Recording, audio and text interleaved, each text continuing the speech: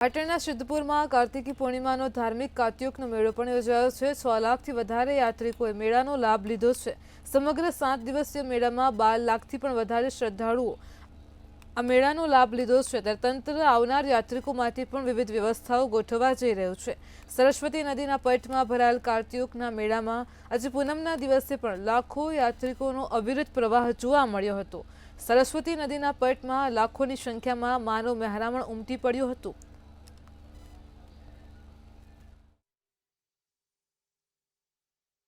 धार्मिक नगरी सिद्धपुर में पवित्र कुमारिका सरस्वती नदी किनारे कार्तिकी पूर्णिमा मेळो भरायो छे।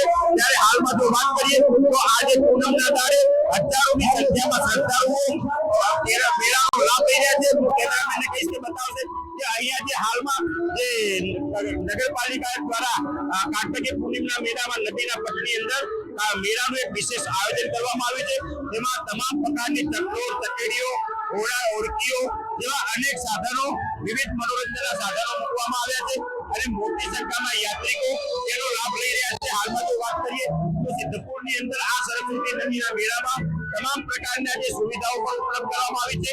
નગરપાલિકા દ્વારા પ્લાસ્ટિક મુક્ત રાખવામાં આવી છે, તેમજ સ્વચ્છતાનું પણ વિશેષ ધ્યાન રાખવામાં આવ્યું છે।